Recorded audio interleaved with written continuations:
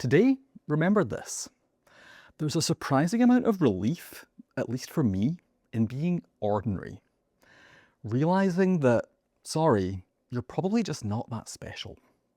Now, before that causes offense, please hear me out.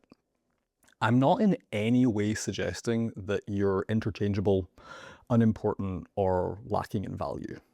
What I'm meaning is something much simpler than that.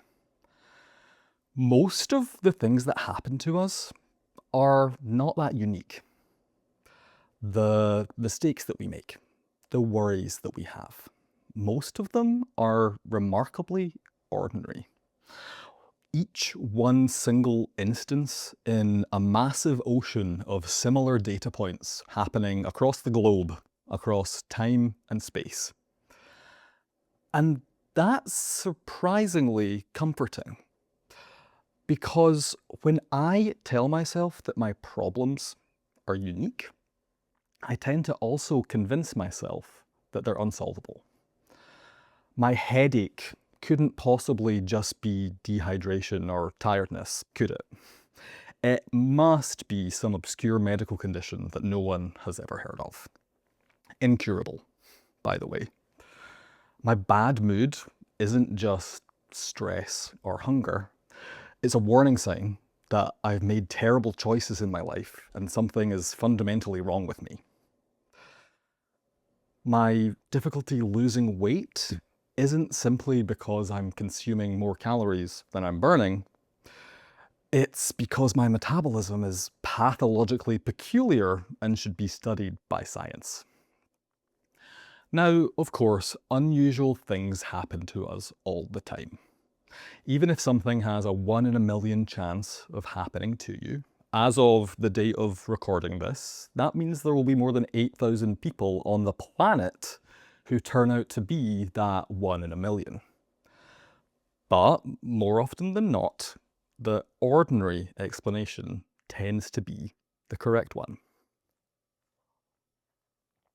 What got me thinking about all of this was a recent trip to my doctor for an annual checkup.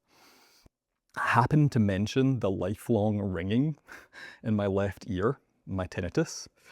So my doctor suggested an ENT referral, who suggested an MRI scan.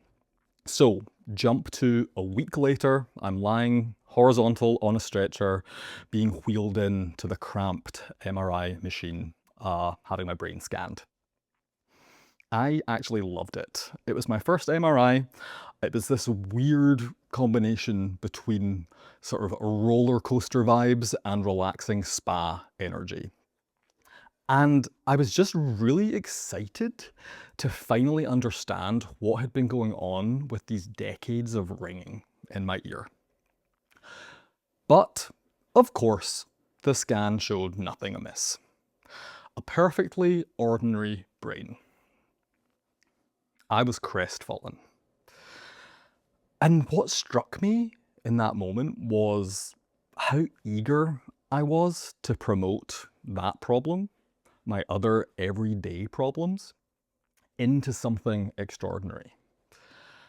I know that sounds quite dramatic, but I really don't think that I'm trying to be dramatic. I think it's that ordinary problems are kind of disappointing. Ordinary problems tend to have ordinary solutions. Drink more water, get more sleep, have the difficult conversation, be more active, follow the budget, do the next small step. No miracles required.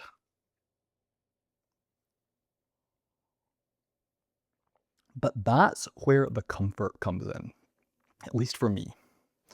If my problems are, for the most part, pretty ordinary, that means maybe I'm not trapped as the main character in a Greek tragedy. So, today, remember this. There can be real comfort in being ordinary. Most of us are carrying struggles that millions have carried before us. And while that doesn't make them any easier, it does mean that we're not alone. And to me, that can be really reassuring.